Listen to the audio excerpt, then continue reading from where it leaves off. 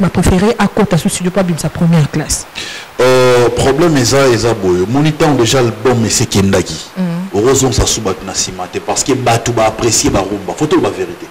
L'album na biso bena qu'est-ce que j'avais dit en tout cas ba la mingi na ba rumba. Ni so romona mais rola la pongia za la nango. Ata na zangi belé oyo zo luka même qui ozo zanga na repesa.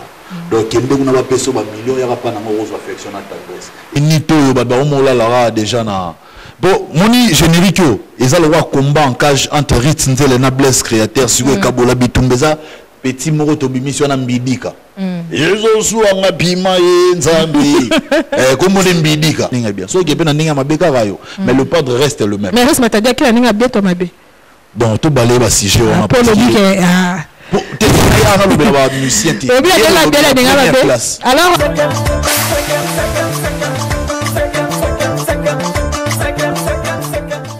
Après-midi, mesdames, messieurs, très heureux de retrouver ce dimanche 8 juillet 2018 pour le nouveau numéro de votre émission que vous aimiez tant, l'émission que vous suivez avec beaucoup d'amour et beaucoup de passion. Merci infiniment d'être scotché, d'être branché au programme de la CBS, particulièrement dans cette émission Option des Stars, une émission socio-culturelle qui reçoit pour vous diverses célébrités qui viennent sur ce plateau pour vous parler de leurs goûts respectifs. Alors, mesdames, messieurs, un grand merci à vous. Un grand merci, un grand merci. Je sais que vous êtes tellement nombreux. Tout le dimanche à partir de 13h juste, vous êtes scotché à la CBS pour suivre la vôtre, Evelyne Camon Lopez, Maman Lopango. Et bien, mesdames, messieurs, je vous rassure que ce dimanche, nous allons passer de très bons moments, en tout cas, des très bons moments. Vous serez édifiés comme d'habitude. Nous allons un peu chauffer notre invité cet après-midi à travers les questions. Alors, merci en tout cas, merci pour vos différents messages. Merci à tous ceux-là qui m'écrivent pour m'encourager, pour me complimenter. Merci infiniment à vous pour me critiquer. Merci infiniment à vous. En tout cas, on fera toujours notre mieux pour vous satisfaire à travers la présentation, à travers la prestation, à travers l'accoutrement, à travers nous dire, on fera toujours notre mieux. Parce que si EKL est devant pour cette télévision, c'est parce que vous me suivez. Si j'avais pas d'audimat, si j'avais pas d'impact, mesdames, messieurs, j'allais vraiment cesser cette émission il y a cela très très longtemps. Mais si je suis là, c'est parce que vous me donnez la force et le courage. Maman Lopin, où tu présentes très bien tes émissions. Maman Lopin, où tu es sans complexe. Evelyne Camon Lopez, tu es très jolie. Evelyne, tu t'habilles bien. Evelyne, tu parles bien. Evelyne, tu coinces les artistes. Vas-y. Evelyne, tu es comme ça. Tu es comme ça. Ça me fortifie. Evelyne, tu parles trop. Evelyne, pourquoi tu taquines trop les musiciens? Evelyne, on tourne avec question ma casse. Evelyne, bon, ma rendez-vous va trop. L'axani. Ah, j'adore les critiques. Hein. Donc, somme des causes talent. Vous avez le moko au mona Evelyne Camon Lopez. À salarié bien quoi hésiter même manette en tout cas vous appelez un peu côté on a pas manette fait là ta makaka et à mon cabino soni ba misangi kuta na bino devant j'ai honte quand je suis en masque et puis quel masque il y a un masque mon et t'es un directeur ah merci il y a un masque était quoi donc masque n'est pas n'importe critiquer n'est pas pour non yo kate non rabino soni deux fois quand je me regarde t'as la mise me couper na yo alors mon a camouflaka na camouflaka pour na non rabino soni t'es na ça vraiment bien voilà en tout cas merci à toi Samuel et merci à Samuel Wongeli notre def. Bon dimanche depuis la maison, mais ce dimanche, comprenez que comme d'habitude, l'équipe au grand complet. Nous avons donc Alix Miss, le mannequin matin de David Beckham. Un grand merci à toi, Jean-Si Kamba. Un grand merci à Tom Nzakimoun Alice Wankolo. Fabrice Combi l'automatique, aujourd'hui il est là. Alors, merci infiniment en tout cas à toute la grande équipe de cette émission Option des Stars qui ne cesse de battre au travail de titans qui sont que poussés à avoir des belles images du bon son chez vous à la maison. Alors, mesdames, messieurs, aujourd'hui, je serai en tout cas brève, sujet ton dossier, on aura à 10 minutes parce qu'il y a beaucoup de personnes qui sont un peu maman le pain aussi j'en paie les autres 30 minutes c'est de trop, alors il faut réduire un peu le minutage par rapport à ton conseil ou par rapport au sujet que tu exploites depuis un certain temps dans l'émission Option des Stars. Toyoki, tu le sujet 10 minutes pour des pas exagérés. Merci infiniment à toi Papi Pembele depuis les USA, Corba Mayele, le cœur joyeux en tout cas de nous faire cette remarque. Alors mesdames, messieurs, ce dimanche, je veux m'adresser à quelqu'un. Je veux vraiment m'adresser à quelqu'un par rapport à mon classe à Tanga. Je m'adresse en tout cas, n'importe quel hasard, t'es-il idée à couler la sujet. Le sujet est belé. Herman Bimbier a tiré ce sujet. Il y a une dame a tiré ce sujet, tout ça est belé. Mais le long, en tout cas, n'importe ceux qui les inspirations, ceux qui n'y dans l'obéla. Je pense que je vais m'adresser à quelqu'un. Ndeko, ça fait très longtemps aussi sa classe où bêta porte par-ci par-là, bazo répondre au cas négativement. Je te dirais, ne te décourage pas. Il n'y a pas de son métier. Il n'y a que de sautes gens. Ada journée loba vraiment ya solo. Mais que la plupart à bandé quand tout temps à classe plus au kenda classe tout ça diplôme à l'université de pas pour faire certains trucs tout le monde arrive à un niveau n'a sauté. Je te dirais que c'est faux. Autant à classe aux licenciés, aux docteurs la médecine, tous les docteurs, je sais pas, le journalisme, tous les docteurs sur le domaine où autant la classe, je te dirais que il faut pas coacher niveau na yo tant que aux autres salati. Il n'y a pas de son métier. Moussala nyonso, au monique il faut ça là pour gagner vie. Ne le néglige pas. Moussala kana lobi au monique écoutani na yo pour gagner vie tant que dans nos 8 coacher le lendo te, coacher orgueil te. Parce qu'il n'y a pas de son métier. Moussala ou ko permettre yo ou gagner vie ko bukanate. À part Kindumba na moyibi parce que Kindumba na moyibi déjà entre nous les hommes salamoro il y a ma baie déjà et salamoro il y a bien pour la personnalité tout d'abord il y a mon tout. Mais musala o nyoso okuta nango ngabi ben nyoso ko bateke no pongai naza licencié 1 naza gradué 1 naza docteur 1 ko chaki orgueil wana na motu na oti na ko fon na ko stata na cabine téléphonique te ya bobo sa la cabine wa oleki bon pe ne loti o ngai kutu na ko teka na bar tendeko o zo teka masana na bar oleki ne loti tembiso to na son rouge muta na son bleu ezata azarata nde ba anglophone ba lobaro fa ba famille royale ba son bleu c'est faux semble ani biso to na son rouge n'hésite pas en tout cas o teka na terrasse en attendant o tambouissa ceux qui nient o to ça l'activité nient mon cher ko bukanate activité ko permettre aux 10 francs au subvenir na ba besoin na yo en tout cas ko bukana il y a pas de son métier à la rater à la rater journalisme que les armes salaire mais journalisme les lois dans salaire sonne mais batumsu quand même bateng classe bazo oser ba se distinguer azo présenter le journal azo saler la chronique musicale azo saler l'animation libre mais avec une grande distinction aussi sa classe ko hésiter ko dénigrer musala mon côté bon ça c'est pas à mon niveau moi je suis gradué en je suis licencié en je suis docteur en non mon frère ou ma soeur tant que opportunité il y a qui au tangele komelote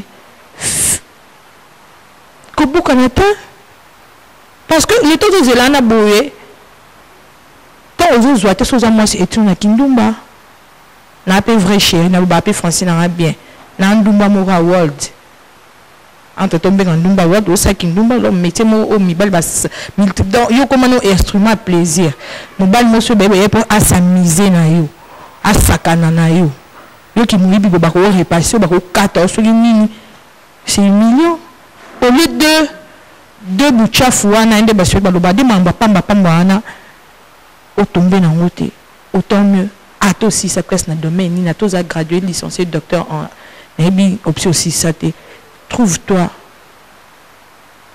une activité à faire ne reste pas à la maison pour attendre man ko plus jamais plus jamais baloba jamais te ngana ba na défriser sous quitter nazara napi mais et na défriser oh ba coiffeuse na ba Liliane nanani na jolie na nini ba india kuna sala ba india na butu ba bien kama le peso ba kini na Marceline Liliane Marceline jolie ba on va définir sur ce qui était jamais été oui voilà na nimi mais man ne requiert plus jamais na mukili oh rends-toi utile fais une activité pour permettre yo au gagner quelque chose on est dénigré baninga. Mais ça quand on fier dans un en tout cas ba jeune garçon, na ba jeune fille, ba zo sala mi c'est le monde jeune garçon mo pena boyko, azo sala activité na ye. Ba cabine na ye, azo sala mécanique na ye, azo sala taxi na ye, j'adore, je suis fan. Garçon bon on a 1000 francs. Même tout le temps belé au musa les autres ça bon à niveau na ngate au fa na ndabo basinga taper ça 100 fois basuma mungwa na 100 fois pas mon poche za raté so me la chimboko comme on sait na bato et ande mutu to mutameli chimboko mais botier katikati au vieux pesa non to ah master pesa non au moins que c'est ridiculisé diplôme non vieux belé wana au comment ça ba 100 fois na ba chimboko katikati au moins on ridicule te pour que me sala musala mo songolo pakala au niveau na ngate donc niveau neza au singa ba chimboko ndambo. Il faut les axes au Sénat, ça fois, 200 fois, sur le mobile, ça va servir à parler, tout mère n'a pas parlé, oh, tu peux foutre dans notre transport. Donc, il faut les abysser, c'est un andako. Tu aussi, ma qui ici? Dans le banabli, toujours dans l'avion, comment toujours quelque part. Vie, banda toujours na un. Nous, tout le monde, banda vie na 1000 azate. Vie, bisognos, to banda na wad.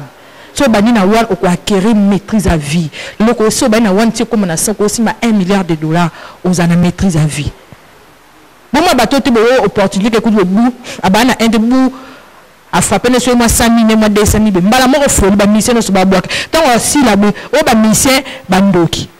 Mission bandoki te mission de taluka ki yo so na 100 000 non. Fana no sala projet ça la projet mutabani na un de konanga pour que koluka ba musicien a panzara mbongo na ba podium na ba nzembo eza pasi au moins que akoma na niveau moko o aleke biba na skopena sina tondi na na pango na ba inebe na mituka siko nami sepelisa mais yo mutukutu o nini to simahama 10 000 abwe ba orchestre nyoso ki saso li ba yeba ba boîte nyoso ba DJ radi ba mona pasi na ba DJ fantôme ba DJ Pablo ba mona passe et ça normal te qu'on néglige métier il y a pas de son métier bon mon ba tu ba yaka en émission o ba porter parole ba damoka londa ba kili ba yanzambe ba Roger Ngandu ba ça qui porte parole ozo mona ba pi Roger mona mboka so ba cheke ote niveau na biso tengana ke ko lobela mabele na ko lobela mabele elisi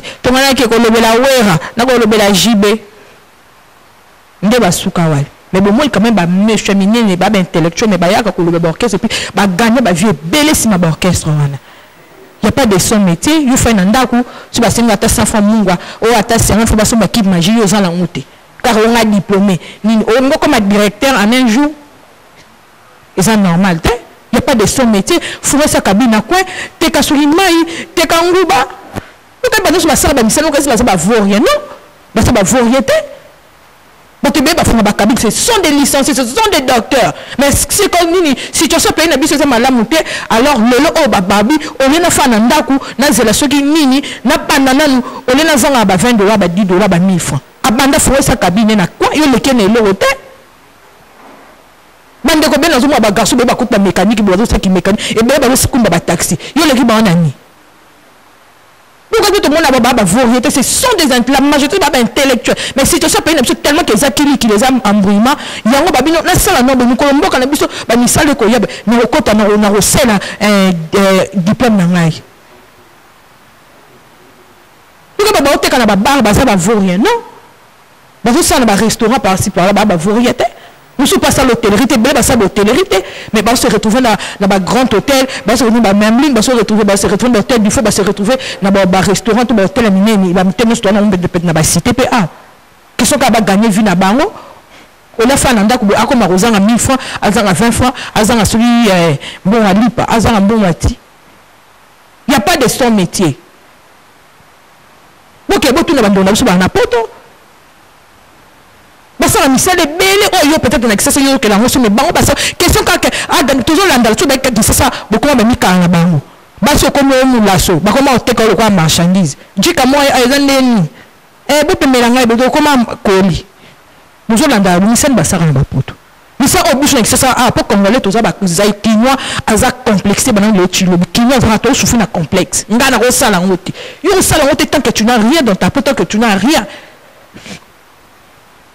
Pourquoi moi ibinanda ko iba bisu bilo na banda pour que la côté ka pomela masanga par là pour to kabela base kino to bongo na idéologie wana onga o musalo la ko sala nguti tout longwa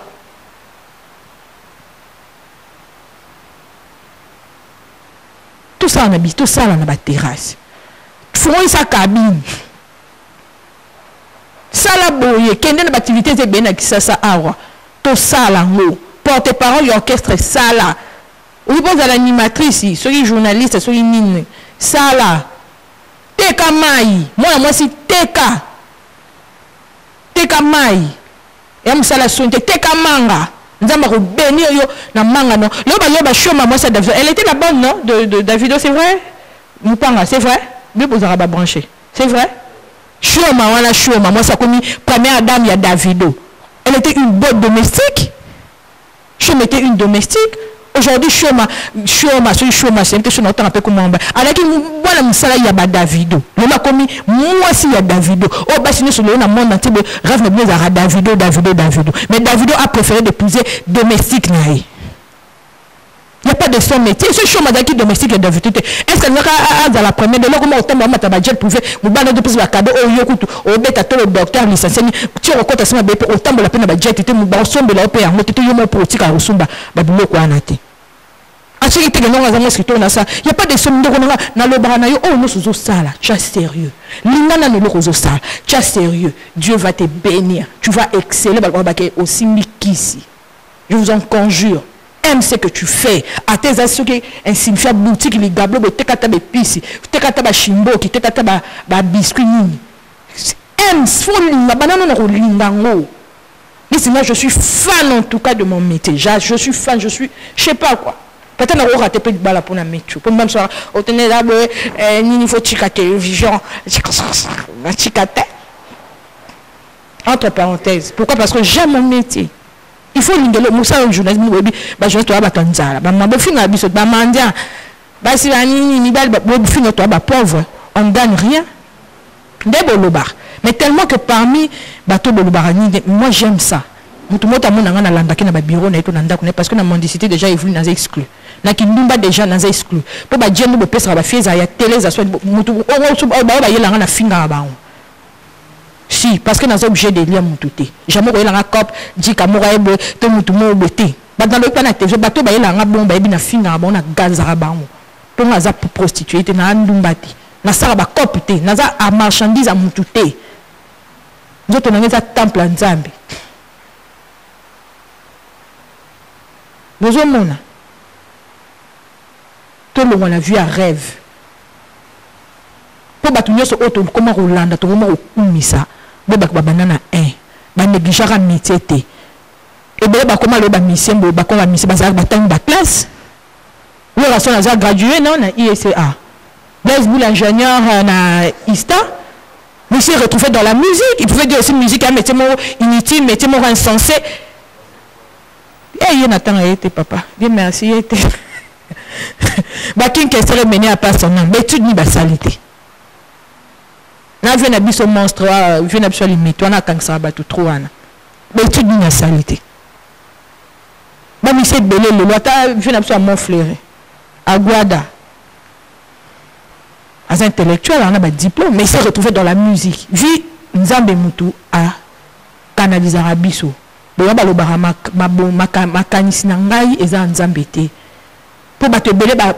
dans le domaine musique à l'époque ils un métier insensé un métier inutile parents de sa musique mais les Kofi Olomide de malgré l'étude na bango s'investissait dans la musique qui est mené à pas son âme malgré l'étude parce que mené à l'université de Lubumbashi. C'est côté qui dans le monde de la musique. C'est pour vous dire qu'il n'y a pas de son métier. Quand on néglige pas la musique, métier moi ya yuma, mais signa tous aba chanteur parce qu'ils ont destin à bango. Yo fait nandaku, autant ba classe au fait nandaku aux zermane quoi man ko ya raté. Man vraiment détrompe-toi. Quand c'est pour tangi classe aux docteurs maman faut comme directeur, toi directrice, toi comme PDG jamais mon frère. Tu vas commencer toujours quelque part. On doit te checker, on doit te tester. Compétence on te nous sait comme mata bachnon petit à petit aux mata. C'est pas que nous pose aussi c'est facile, mais c'est pas la cible cette banane. totena te bani bani na c'est ça même mission ba checker non azana bongo di zana boti compétence na même dimanche ni za bongo ba caméraman na biso ba tondi ki ça ba na biso ba site ba internet chapeau bas. Ce sont des courageux de Jordan Kambale ba Mayele Sadiki ba Frank Stemalo ba Sali ba chaîne ba YouTube ba Vincent Chilis ba sa ba chaîne ba YouTube ba Frédéric. Ce sont des bâtons, des courageux tous de fonctionner. Vincent Tanga, Vincent Chilis Tanga na ba médecine te Kambala. Vincent de la Tanga option dit Vincent Chilis de ba iniki. Et bien là, le comme basa, bazo oser la vie faut tenter. O esimbite kende awa, o esimbite kende awa. Mais mo yibite kindumbate. Musala nyonso. Ozomona oyo au monde que kopla moto zo gagne pain sala. Ko bate pour nga na tangi bo na bandeli susu to comme na suka ko bate pour nga na tangi bo pour na salle bo pour nga za licence il faut 40 ans. Non, mon frère, tu te trompes. La vie, il faut être battant, il faut être courageux. Il faut se lever le matin. Tu te lèves le matin, c'est en ce moment que Dieu va t'élever. Nous allons relever, tu fais un ndaku, nous allons mettre un licencié, nous allons graduer, nous allons faire docteur, nous allons faire un ndaku, nous allons tomber. Dieu aime les humbles. L'humilité précède la gloire. Pourquoi on a pensé que nous avons pensé que nous avons pensé mais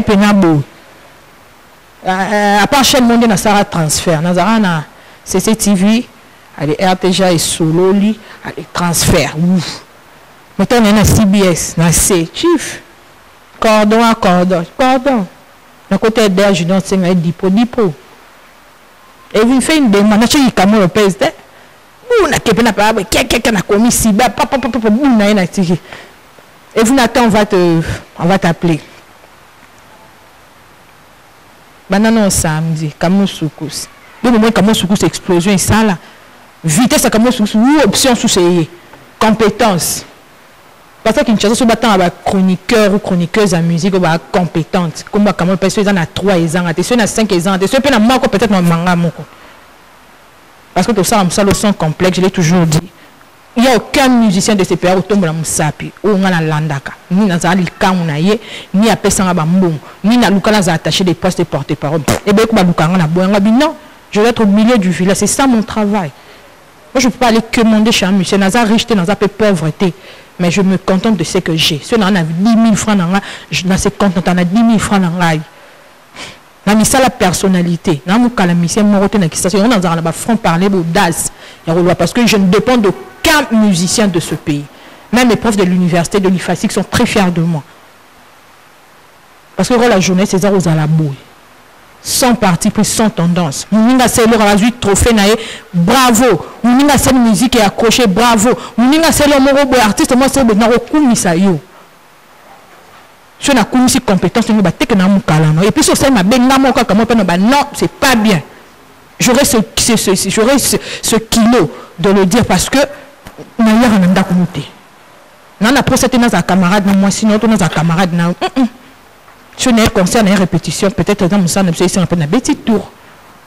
Mais viens tout ma casse dans la raté. Je me chapeau, on va encourager parce que tu as besoin de culture, qui est liboso.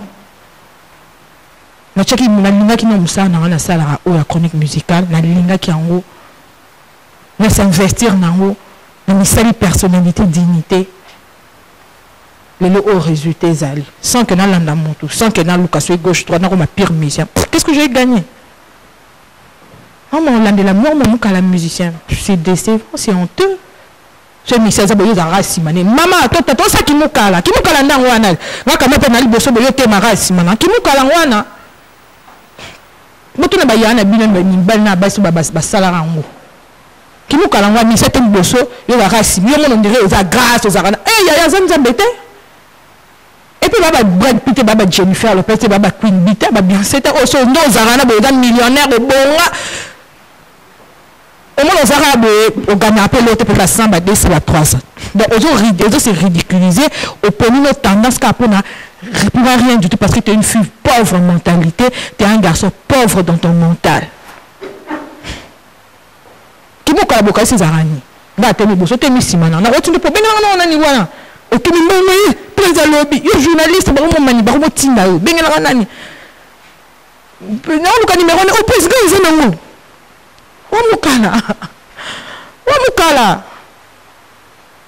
Wamukala ko. Dida ko mona mon be ndeni attaquer pour journaliste qui on la journaliste une vraie journaliste jamais ça, jamais, je vous jure, jamais. Mais il faut respecter les journalistes. Mais c'est pas banga baba donc il va musicien pas politique, ba tout ce monde banga ba journaliste. Journaliste c'est ta personnalité, ta dignité. Ndeko zana nzala mais ko za l'esclave monter, ko za la yuma mutute. Pour mettre tous ces métiers nobles. Même si il y a un peu na rien sous destin ya vie na we singe zala ah mais faut respecter ba norme. Bref, il n'y a pas de son métier. Tout le monde a raté, activité ne soit pas coordonnée. Il y a des coordonnées, des chayères, tout, des bâtons. Dieu va vous élever tôt ou tard. Le monde va rouler dans bino. Qu'on sous-estime, qu'on salamonte, qu'on dénigre, qu'on salamonte. Oh, nous sommes monique, qu'on sala, malgré aux licenciés, aux docteurs, qu'on sala yango et permettre yo. Peut-être que destin des alliés, il y a un mambo yo tangi clasté. Et bien, les batailles de journalisme, tout le temps, là, il facile, mais les se retrouver dans le domaine, nous sous. Au moins, écoutez, il faut en tout cas, comme femme d'affaires, ma caisse, tout le temps, la TV, bien, bon, vous n'avez pas au sein de la pub, tout le monde, destin, c'est d'affaires, comme au Dubaï, Turquie, Poto, tout ça. Alors, on a ça, conteneur. Ils ont destin, soit avec un rap, on a une place, on a peut-être. Un gars qui journalisme, un gars qui est inaperçu, puis si il y a à ça la soigner. Moment que le domaine a faire, malgré il facile comme femme d'affaires, comme homme d'affaires, comme faire mon nez dans c'est pour vous dire que il y a pas de son métier. Bah non, monsieur Béba là, bah poto kuna basara échafaudage, basara baba bibembe, basura bibembe, basura basani, basala kaba mukini qui obiso ana kimtoke la rason. Na kina iza même bon mon bato to landa o ba uta ba poto o to landa landaka boss andeni o boss alali boss mo ba ça échafaudage na chercher échafaudage na poto alali pour yo que dans le de 7h aux 11h à ça ramsani y a pas de son métier biso na qui se fait ka ba kinyo to chaka orgueil ma peka polete. Donc, on peut se retrouver quand babi senga, tu as commis tokoto, ou commis drogué, ou commis jaloux, tu as aussi bâti ce coup fait bel bon malanzela, tu as couffé, tu as été mais tu l'as télé balinette à Gucci 2018, tu as même le sac. Oui, tu l'as tu comprends pas tant bah ouais, il a couffé dans la bouzoba. La bilula on a reloucaté par un paresseux. Au fait, on a où, au ma directeur, ou ma président de la République, sans vision, sans projet. Au sein politique, tu es l'autre rêve, on a président, on a DGPO. Écoute, il y a ma belle, il n'y a pas de son métier. Rends-toi utile. Ça, l'activité, mon son, le pakala. Tu verras le résultat. J'en ai fini en tout cas pour cet après-midi par rapport au sujet. Rendons grâce à Dieu. Disons-lui merci tel que cet après-midi. Je viens d'être béni. Waouh, au travers l'apôtre Léopold Mutombo. Il m'a béni ce matin. J'ai eu l'opportunité d'aller glorifier mon Dieu. Merci infiniment, papa. J'ai été vraiment édifié. Alors, mesdames, messieurs, pour ceux-là qui étaient absents ou absentes à l'église, je vous convie en tout cas à glorifier le bon Dieu, car la Bible nous dit chanter, c'est prier 2 fois. Prions 2 fois à travers une très belle chanson chrétienne qu'Alix Missa vous propose et puis nous allons y revenir.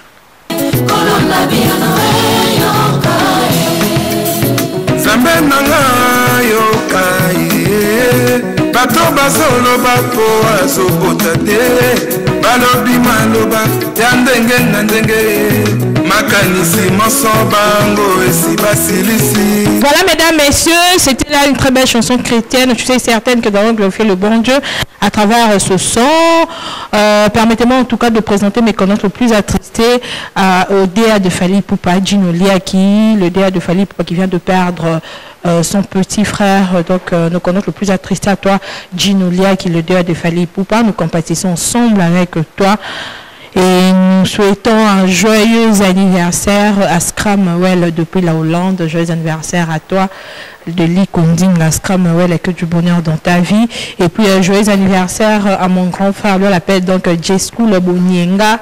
J-School Bonienga, joyeux anniversaire à toi, grand frère, que du bonheur.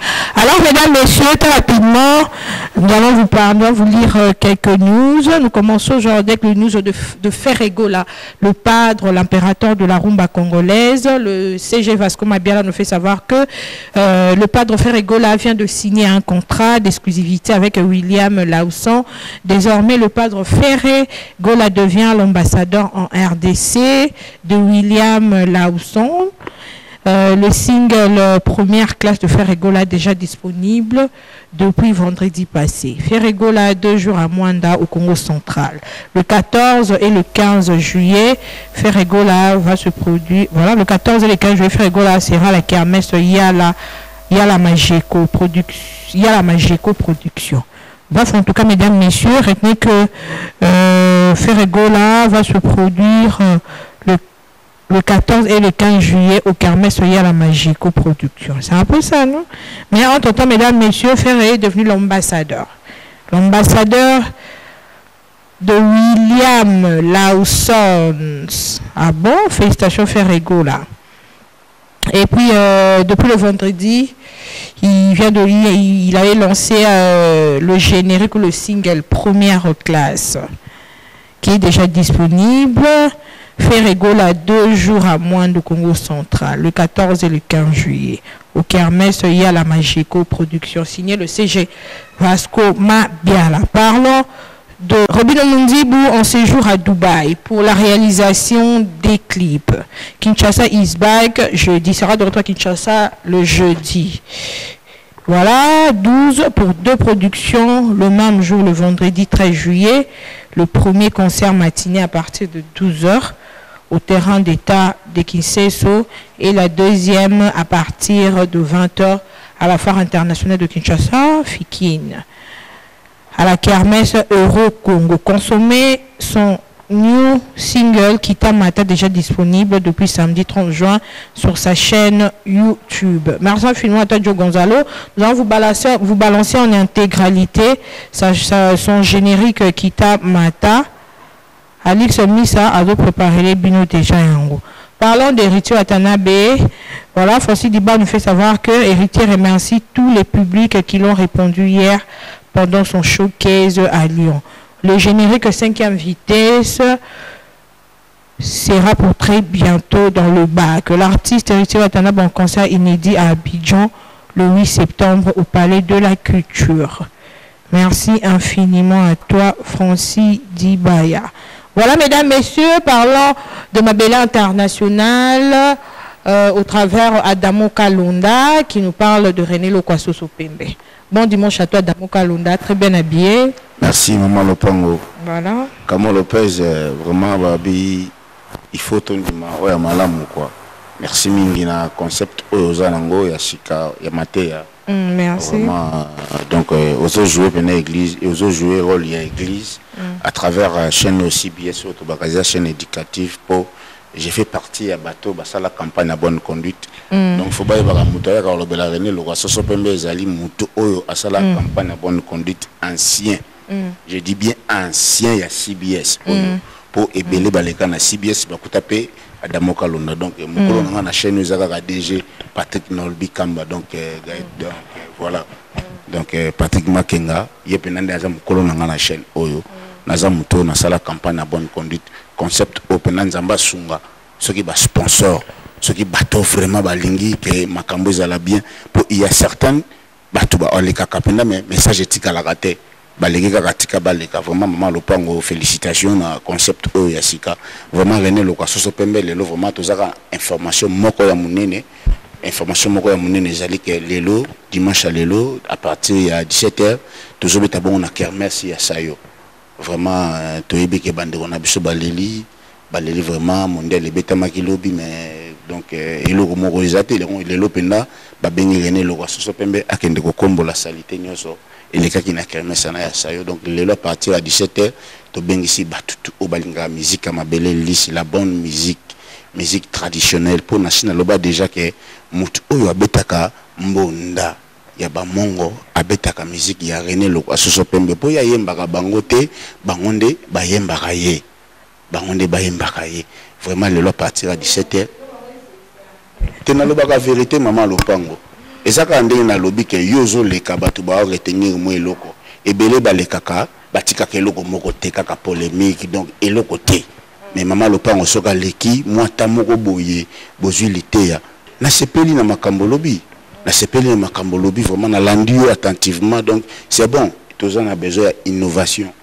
ezaka rateke oleki kaka oleki kaka na buzola maman lopango ozotike eloko na mitu ya batu vraiment félicitations pendant concept oyo kotika yango te continuer nango po ezote ya ezali chaîne éducative pour nanga na comprendre que au côté vraiment na cahier des charges ya CBS ezali chaîne éducative mamna loba Patrick Makenga nolbi ayebi donc mon DG donc yoyebi ndenge to bunda pona masolo ya ba CBS donc vraiment le loi partir à 17h boya na kermesse ya sayo petit nanga Maria Likunzi yoyebi Trezege Selemba to kutan le loi partir à 17h na kermesse ya sayo donc programme les continue normal René Lokwa Soso Pembe a sabeta ki album nzomba le lopele sili mais par rapport à vitesse à G to kota déjà na YouTube donc on l'a pena mbonda na makasa to tia yango na sanya mbele donc mutalinga tala ba clip ya ekabola ya nzomba le lopele atala yango abetika René Lokwa Soso Pembe na YouTube akomona ba clip presque tout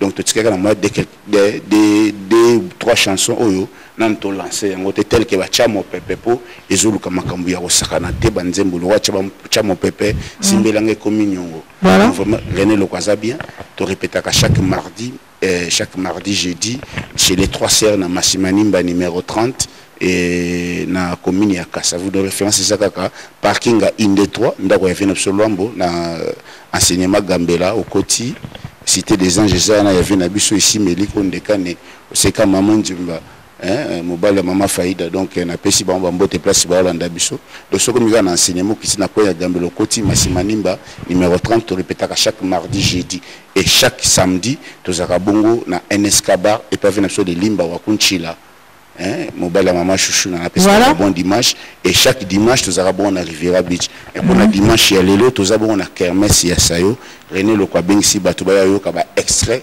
ya nzomba le lopele niveau ni na kena batu dikolo innovation ni aye nango banda masolo mbonde banda donc mbonde koma René Lokwa Soso Pembe papa pepo voilà kendaka azongaka mais après finalement ka Londres maman lopango na profiter na occasion oyo na pesa ba bon dimanche nanga na mon désir bat na Brazzaville na pesa ba bon dimanche nanga na oncle Janvier et puis na bosante ingénieur Guess de Sayin Koyi yobika ndenge zalaka papier taya monter maman philo et puis na pesi ba sincère félicitations na nièce nanga Grâce Chama pour la collation na ye na bosante Lorraine Kalonda LK et bon séjour na Kati Kalonda na pasteur Titi Mondongoli au bayo séjourner na Kinshasa lelo na 17h tokutana bongo na sayo. Merci infiniment Damoka Londa. Retenez que Junior Wendo, un ancien du Cultura Pays Vie, voilà, il nous fait un ancien du Cultura Pays Vie.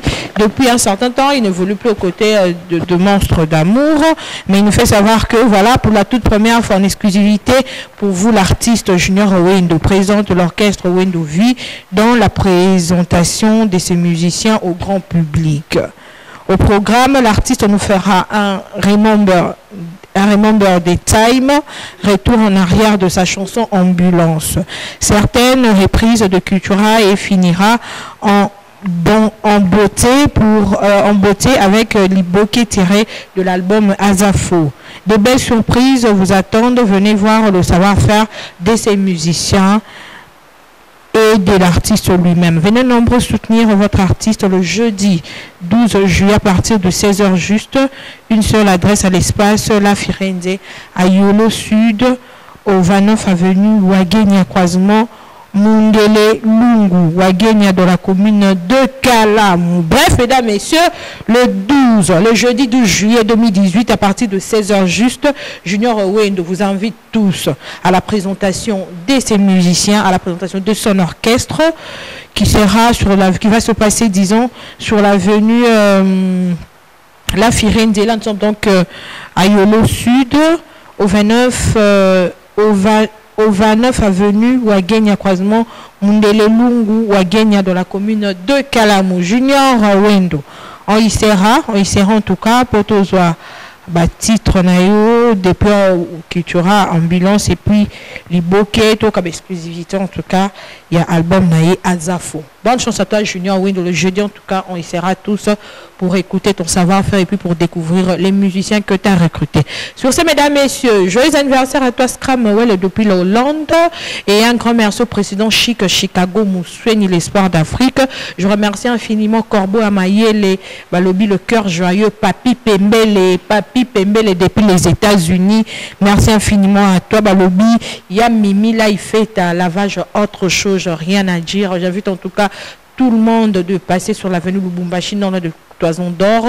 Vous verrez en tout cas le pressing, autre chose. Ils font la porte de 6h à 21h. Et puis, dans un après-midi très bas en tout cas. Dans l'après-midi insignifiant, mais quand même, il a manu Koti et Bimi Torkos. Et puis, ils ont produit, ils ont bilambe outil poto. Donc, produit qui ça a été produit ça mina chinois et ça mina mindele. Donc, beaucoup de lavage autre chose, na pressing autre chose, na venu Lubumbashi, bilambe na bin en tout cas et kozongi la éclat.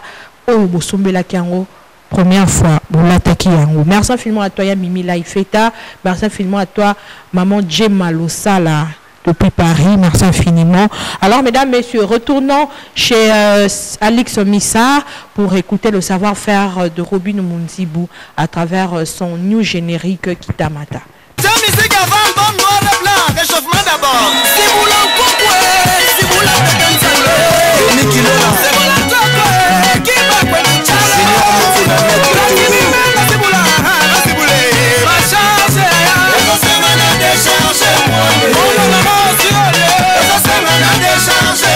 voilà, mesdames, messieurs, rien à dire. C'était là le new son de Robin Munzibou Kitamata qui a fait énormément plaisir à tous les téléspectateurs qui nous suivent en ce net moment. Un grand merci à toi, Patrick Zola à l'international, Dr Olivier Kakessa. Merci infiniment à toi, Balobi Junior Mundele Nzakumbaya Forme, number 10 de Paris, Balobi Yannick Lokoo, Judith Yalita, Rebecca Moliba, merci en tout cas d'être scotché.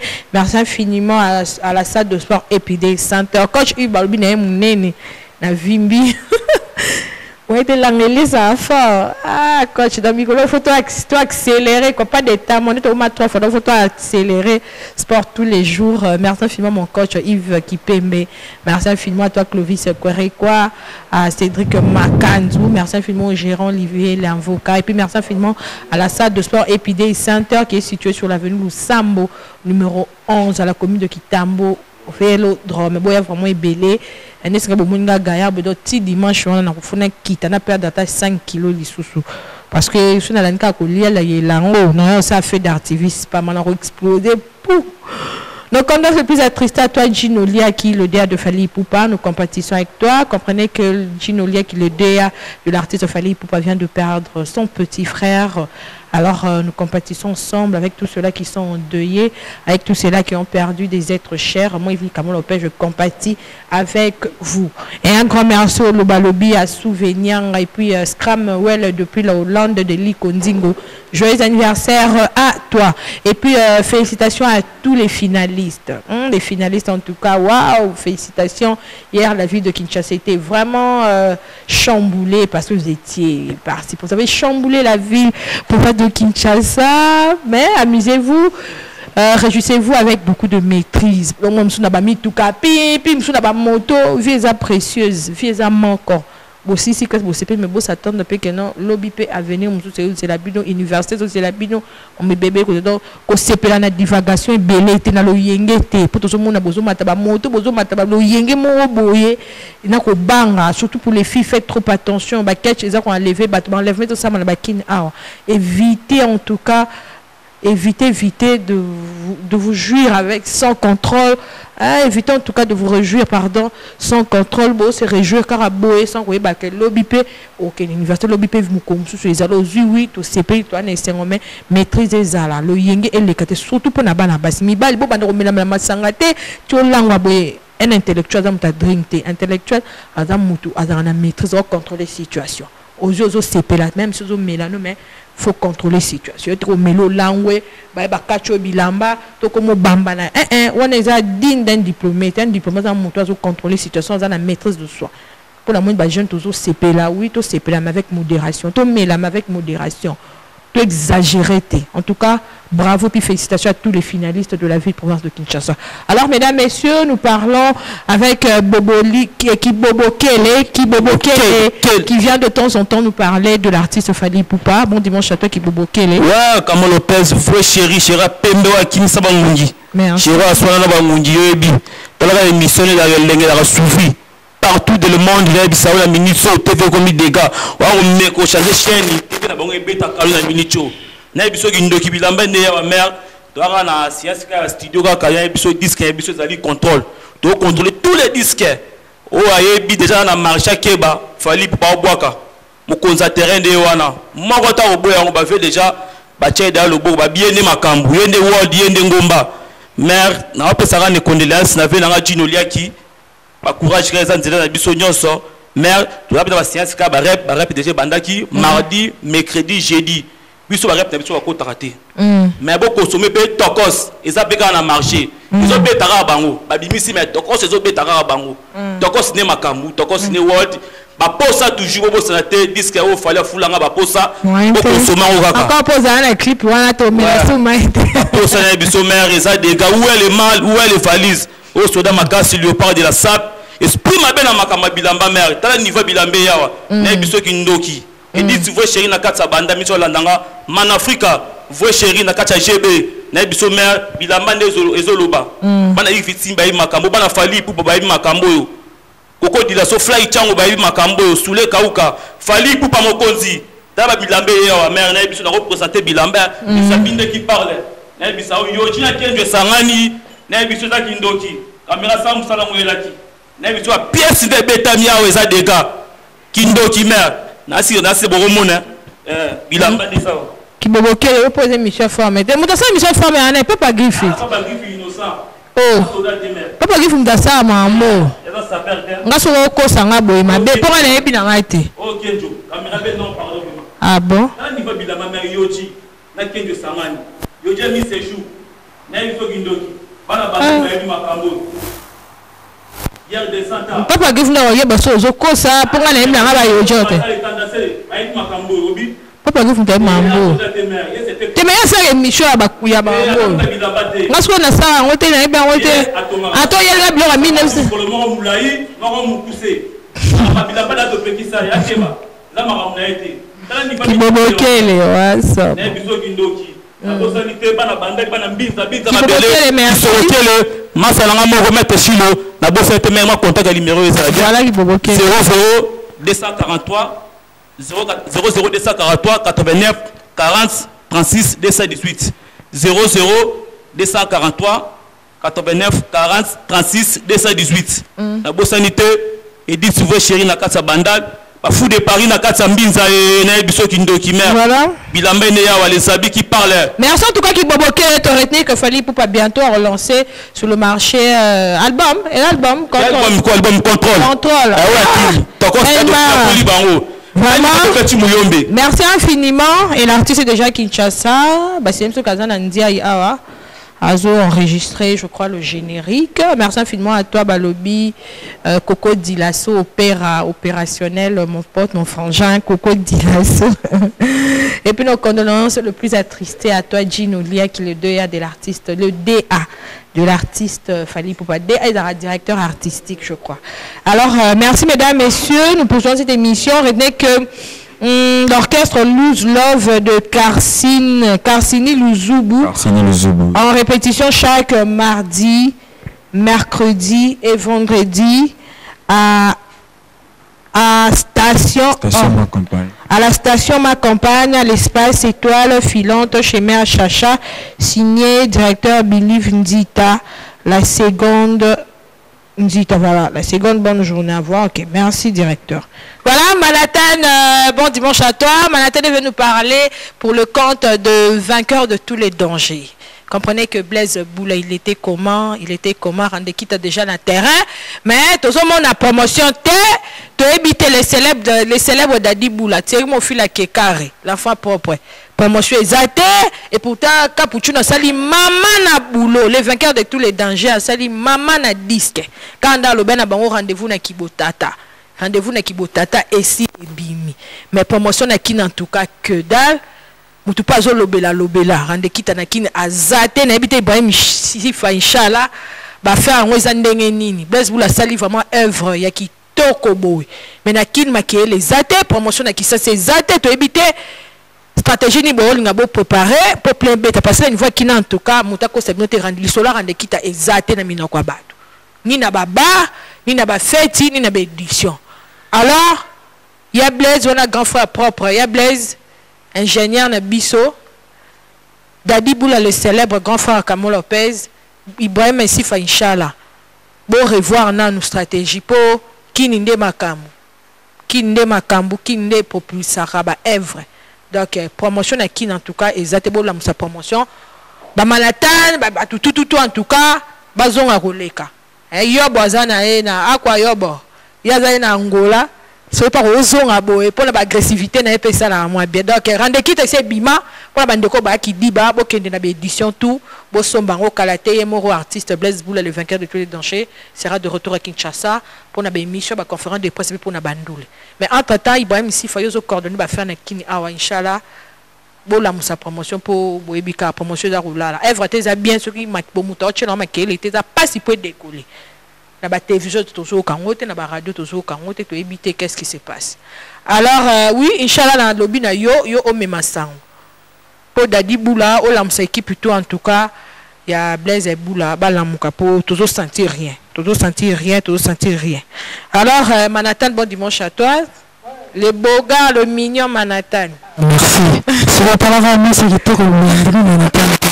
Donc, en tout cas, merci pour nous profiter de la mention de la télé comme ça. Merci pour le commentaire. En tout cas, ça va bien. Directement, on a senti que maman le pan a locataire. C'est-à-dire que le pan a locataire, pamba. Pamba zuma retard à loyer boy à compliqué non. Vous comprenez? Donc ça dit mutoza rende boy. Merci na part na compte ya bureau on appelle na remercier. De rien manana. Car rende mo lobby na ya pena mini pour nous rappeler public. Sorti à 10 que c'est Salamaki le 7 juin. Ba o ba yeba kité. Ba yeba que sorti à 10 que Salamaki le 7 juin il y a mois passé. Donc c'est Salamaki déjà, disent qu'ils ont déjà sur terrain, ils ont la plateforme Nyoso, c'est qu'on CD et zappé, on a kini, moi le mot qu'il y a qui déjà, mon tour on Nyoso qu'on se procréer nango, donc voilà, et si ka oui baro ko zoango ezali, donc je mère na biso test na 8 décembre na bandal croisement venu Kassavo na 8 décembre, juste quand on a quoi deuxième parcelle terrasse Morizana chez Tess bon mon nango ba otekango wana mo ba loseya ki déjà ba bazana pour ça nango neti ba mettre pichu neti ba vena biso bobo chibos ba madombui donc bango tout ba déjà que bon ils a déjà wana ba roya ba ko somba yango mais pour na contact numéro soki o aza musika alinga benga asomba disque a benga na 085 29 65 9 nasuka waiza numéro à Ibrahim Sifa Inch'Allah donc so bo bengié bo zo disque bo pesa bino ba coordonner tout ndenge nini po bo zo disque bo en tout cas mais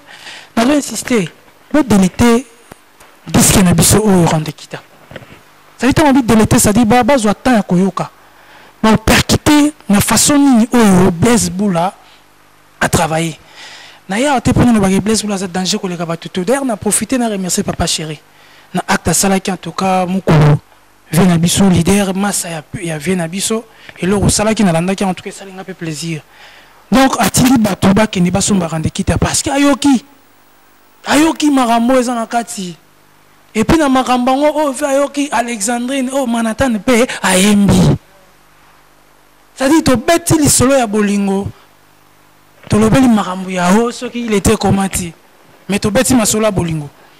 Ça dit que ici idéologie va perdre biso kala. To lobela masola bolingo mais to lobela ba intimité mais to couvrir ngo po bana mikie ba comprendre te ezala boyete. Oh le komaraka oh Evelyne salanga boy c'est-à-dire moi na vanda na yo kay nzembo na mère na biso ezati mais oyo pena ngai na vanda chez biso na palais na yo ka chana biso na mère na biso pe mère azolo ba ke manatan ah oyembi bien ah oyembi lokola nanyo tu vois donc ba biloko nyo et c'est sila mingi kala na ba palais par là biso to wana pe na palais to répéter en coulisses to bimana mte place to za to lo ba péter to travailler dans en coulisses pour monde ba biloko biso mo to travailler et ça pe mo belé.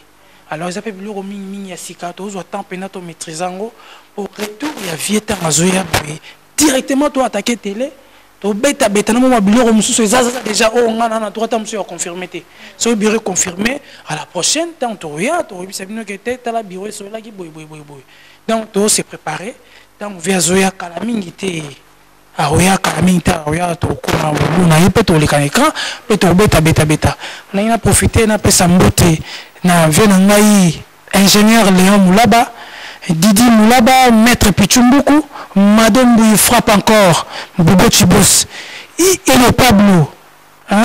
Maison Edicom, Maison Edicom, chemin Lina. Ok, bon, excusez-moi. Voilà, merci en tout cas. Merci infiniment à toi, Manata, d'être passé. Merci de nous confirmer. Oui. Tu vois, limbisanga na katio tu vois mais et ana mutu mo na bosani benanga Elvis Tunda. Voilà. Merci infiniment Manata, mesdames, messieurs, d'ici peu en tout cas l'artiste Blaise Boula sera de retour à Kinshasa pour faire la promotion de son album Rondekita, mais aussi pour se produire dans divers endroits où il a signé déjà quelques contrats au niveau de Paris, au niveau de la France. Donc dès qu'il sera à Kinshasa, René il sera vraiment en production, il sera en activité parce qu'il a signé plusieurs contrats. Ibanda au bêta à niveau il y a Afrique. En tout cas bonne chance à toi, le vainqueur de tous les dangers. Rondekita, il peut Monsieur Bazana Maki. Sur ce, mesdames, messieurs, nous allons retourner chez Alix Missa pour vous balancer la chanson Alexandrine de Blaise Boula. Cette chanson, je la dédie à toi. Ilopab balobi politicien yabilele, Ilopab onakinkole, et puis banakinkole nyos bambote na bino nyos, et puis un grand merci en tout cas balobi à toi Corbois Mayele, balobi le cœur joyeux Papi Pembele depuis les États-Unis. Merci pour tout. Un grand merci au président Chic Chicago Moussoueni, l'espoir d'Afrique, grand frère propre. Et joyeux anniversaire à toi, Scramwell Deli Kondingo. Joyeux anniversaire, que du bonheur dans ta vie. On t'aime énormément, on t'aime beaucoup. Et bon dimanche, Malobi, à toi, Junior Mundele. Nzakomba Bilele, numéro 10 à Paris. Yannick Loco, j'ai pas oublié. Un grand merci Balobi à toi Patrick Zola, l'international, et puis Docteur Olivier Kakessa. Je vous dédie cette très belle chanson. Suivez puis on y revient.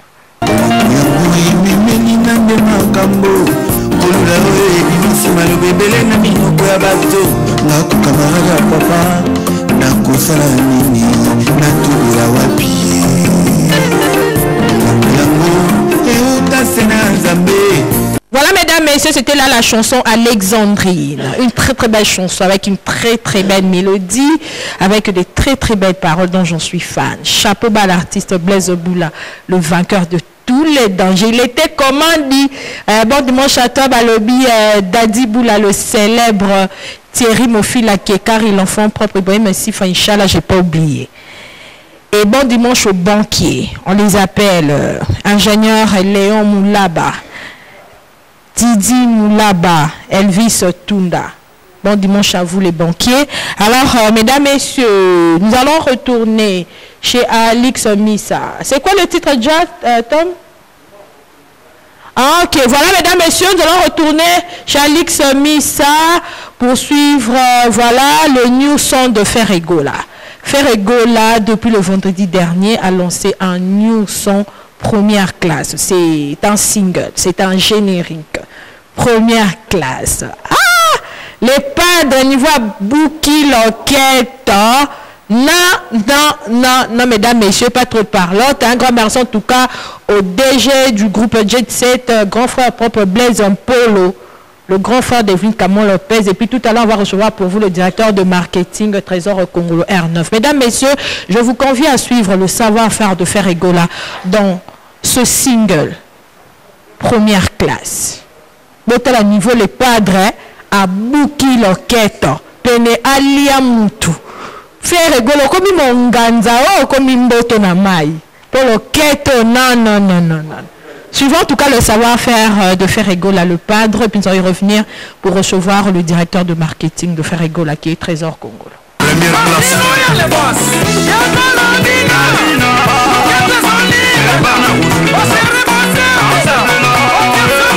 Matiki fils, quel est le général?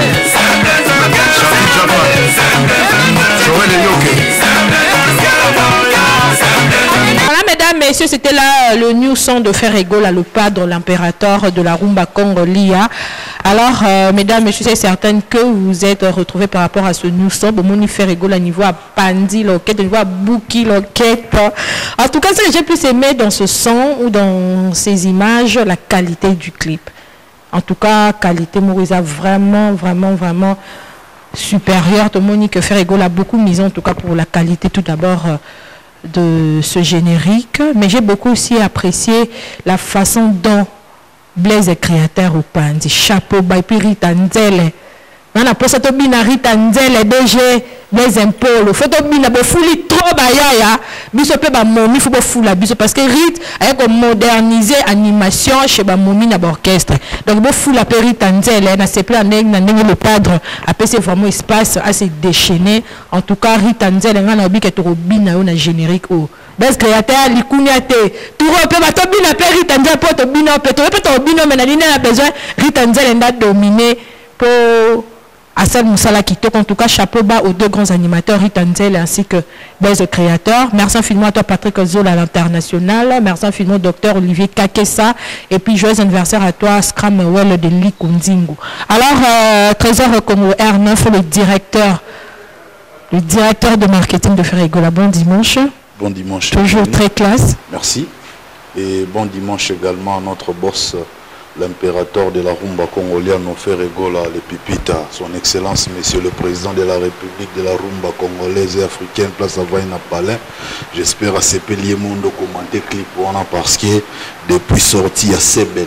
Si les lots, ça la rabat clip à cher. Bah clip rien qui est matos, il y a pas, on va filmer, bah ça la montage, réalisation, rien qui est matos, il y a pas, on va ça décor, écoutez, 25 000 $. Il y a les padres, c'est un tambon. Mais il y a ce côté, il faut la bête à ta reprise. A fini, mais t'as un four, moi 300 $. Il y a les padres, c'est un tambon. Ah, on y a l'hôtel. Mikolo, Ferregola a joué beaucoup plus dans la qualité. Voilà,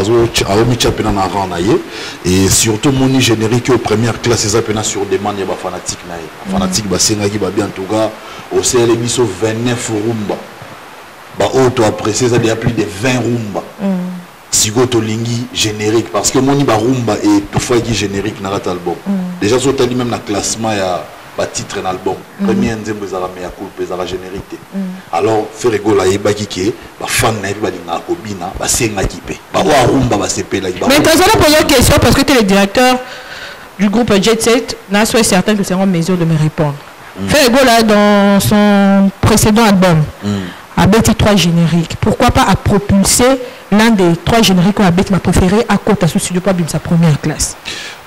Problème est ça boyo. Moniteur déjà l'album mais c'est Kendaki. Heureusement ça soubat na simate parce que batu ba apprécier ba rumba. Faut tout la vérité. L'album na biso bena qu'est-ce que j'avais dit en tout cas ba la mingi na ba rumba. Tu n'as la meilleure chanson na ma meilleure chemise. Mais international. Il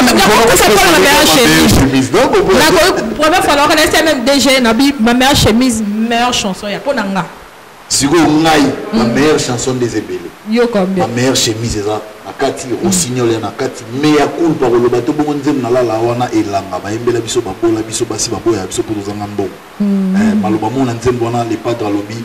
Avec la kile la miso ya romona mais rola la pomia za la nango ata na zangi belé oyo zoluka même qui ozo zanga na repesa donc kende kuna ba peso ba millions ya pa na ozo affection na tendresse et ça l'opéra bien mais répondre par rapport à la question ya on a lobby album c'est kendaki to zo nga sa ba souci maté boyo kasko ba générique musubo ga été comme déjà biso toi un système na biso toké déjà et puis de toute façon inspiration ba kanga ngote to boyi ba kriwane ko mayakala pourquoi changer de titre à générique tu veux qu'il faut la premier soir le premier soir album na bango ya ba mabuma parce que bamabuma baosala l'album na bango premier son ya bamusicien ya groupe et wana les albums ya fait rigola te il y a ochaka quelques titres ya yepe na kata en tant que leader pour pas chanteur mais peneza pena album ya bamusicien titre na monde premier son oh les première classe ça générique moro de intro mo de fait rigola ça yango pour batu ba compléter yango na qu'est-ce que j'avais dit ba c'est pela les sous pour qu'est-ce que j'avais dit ce que tu tout bon ça va clip poétique tout ça déjà na calamité de lancer clip ya Rossignol ici ba si ça qui montage na calamité ba ochango déjà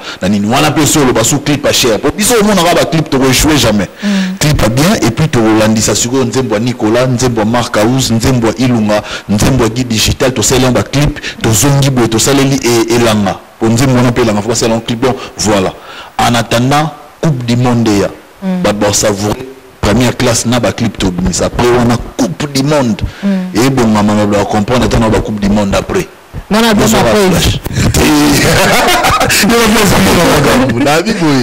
coupe du monde ya ba base na ba calme donc ça dit en ce moment faire rigolo azo jouer système à Lionel mais ça zo beta ba mouvement du corps ba limbi surtout d'abord parce que to le ba qui générique fa mal 30 et mais les 30 parce que quand on fait rigolo annoncer les 30 ba te belé ba les 30 faire l'habitude ça bon mouvement du corps ba ouais là biso to majuro ba bakana guité j'ai dit ba bakana guité ba surtout ka na chaîne YouTube clip ba déjà mais comment tu vas apprécier en gros oh na biso qui na minute ba on la déjà na bon moni générique ils allent voir combat en cage entre Ritz Nzele na Blaise créateur sur Kabola Bitumbeza petit moro to bimission na mbidika yezo suanga bima ye nzambi comme on mbidika yenda zana na boira na studio te non na beta na orchestre morote na noupé à sala clipité donc c'est la toute première fois ça m'a ramené sur sali et puis na to bengi produit fait maison fait rigolo continuer ko fabriquer malé mbeti boko masko na niveau so bo bandi boy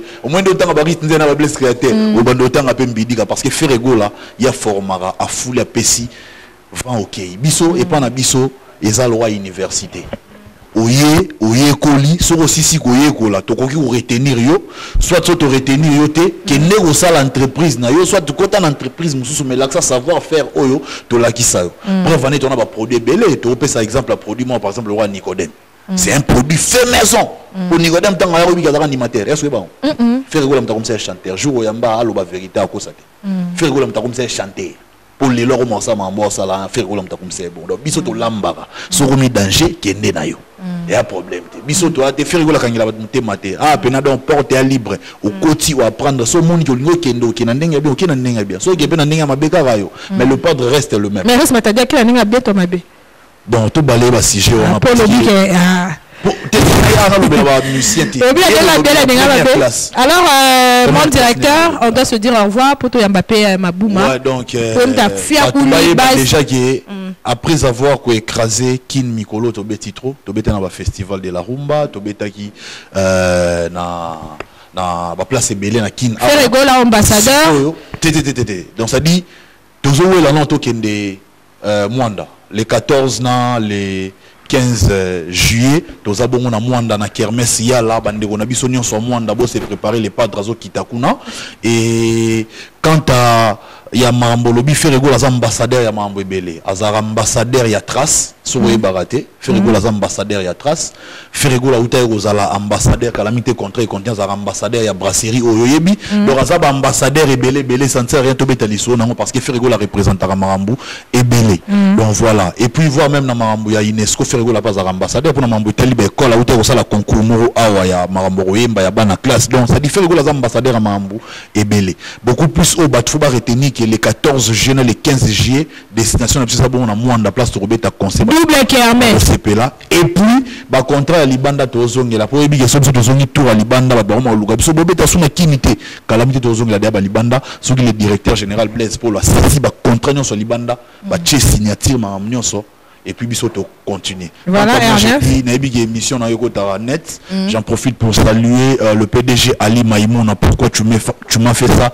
Belle chanson Kalamingité. J'ai sali Mireille la japonaise de Paris. J'ai sali Nana Kayen. J'ai sali également Batutu Balinga, Trésor Congolo, Edo Mouzamba, sans oublier le bureau du groupe, le directeur général Blaise Polo, nous avons Visa Ponda, Jirez Zamba, Maître Jeep, Maître États-Unis, Junior Mundabi, sans oublier Pichu Botoko, Guilhem Avakala.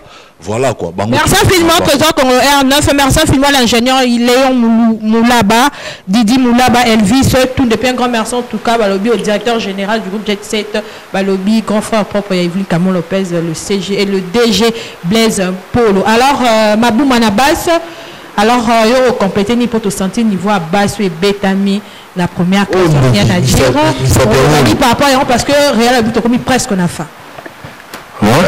Dans place na tronc première classe sur le marché tout bon sakara ba biloko ezaki neti ba fourmi ba binse quoi donc tout le monde on a dit ba biloko fourmi tabeta ba base na ba générique nyonso na kana bi première classe yo beti nani mutalo ba igabeta ba lobaki kangela mutongo lelo na lobaki te mais mo pe le godelo fumbo albi ke tabeta ba générique ba album ebele siko il fallait que y ait un ingénieur dans le studio, place de côte Sarabilo. Et na funda Evelyn mouvement ya awa ayaki peut-être na mouvement au boy ko côte ça y ayaka vanda na kitso alobaki yo betaka te le fumbu tabeta na studio iye moko guitariste ngo ayaki test mikoleleki na groupe na biso fe kola mabu ay ko swai faut le ba faire awa tele ko la bana na boyate abeta kokate totikela tatami totieli oleku atika ta balance onga na sala yaki bouger donc tatami lié wa baba belo solinga place azara mais micro aya zofi ngate c'est côté les esile webi la bonne pour les babu ba to continuer pour to na suka émission ouais mabuma bass numéro 1 ba bassiste tout ya Congo wana ba tout bayebi partout dans le monde bayebi kilo enzo yo Nazara a toujours numéro 1. Donc les padres Nika Boroni na grand chanteur et Afrique et monde mutualegi azateti lelo nazo luga mutualegi a omona na pegate. Sora yembika zo matela raba tutu. Donc DG Blaise Polo azawa na yebike Nika Boroni na nzamba bayembi na ndinga mukete. Mabuma basaza Marka Uzazali, Nicolas Zali, Aji Solo, Charlie Solo. Aulu na mbonda toza wana donc ba défenseur o ba lena na kati ya kisasa la Congo na biso ya Afrique donc mon côté omeka na ba mouvement tout pongana pour le la corde de cette émission il parle na guitare aux autres tata le kata chanteur nini boye ayemba compé pour to compo au convaincre biso ceux qui vraiment yone mto beta ba base il faut pas sur animateur la radio il faut top ça live comme on a na guitare trop na guitare non il y a la autre ça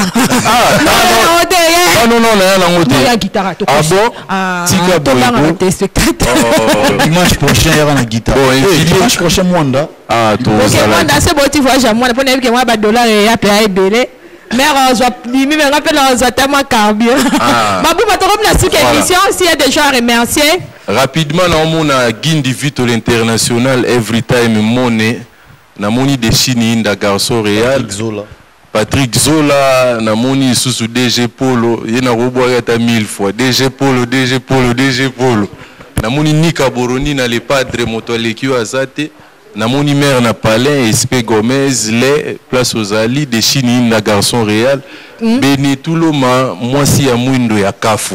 Voilà, merci Fimoto Tema pour vraiment la fin émission.